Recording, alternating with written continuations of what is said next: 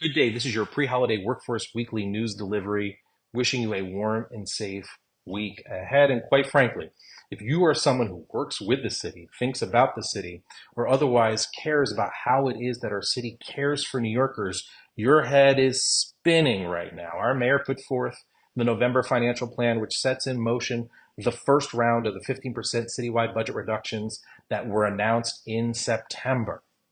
It's a triple five plan, which means there's an immediate 5% slash with two more cuts on the way.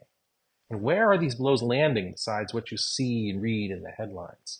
Things like after school programs and library services, legal services, language programs, all programs and services that New Yorkers rely on to find work, keep work, take care of their families while they're at work. Interesting to note that it has already been communicated that the January peg, the next 5% that's teed up to be stripped away in the budget, will spare some city departments because it fears that further reductions to those departments, and I quote, could impact public safety, health, and cleanliness.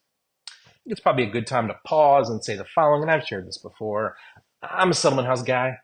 I've been focusing on education and employment for more than 25 years in this city as part of the human services sector.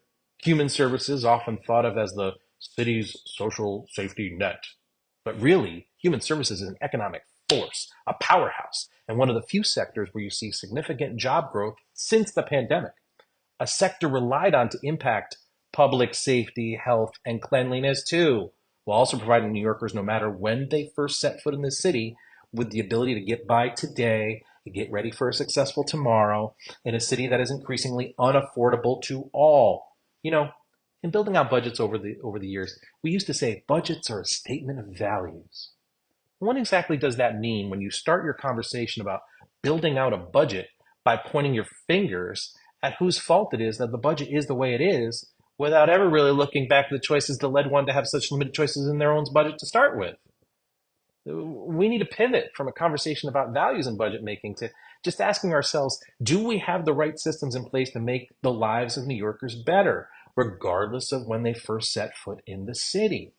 Are we investing in what is going to build us or break us? And who's really good at budget making in the city? The social services sector, who's been having to make do with 80 cents on the government dollar forever. You know who else is good at it? The New Yorkers who work in human services, who work day in and day out, keeping the city afloat. Think about that as you watch your Thanksgiving Day parade. Let's not worry about the next election cycle. Let's just focus on that new New York we talked about. The linkage of workforce development and economic development, the investments in building housing now, community hiring initiatives, the on-ramps for new arrivals to secure good, safe jobs, childcare, affordable childcare, and the best damn schools in the country because they prepare New Yorkers for good jobs, whether they're middle schoolers or baby boomers. Let's do that. Then maybe this time next year, we'll all have something that we share to be thankful for.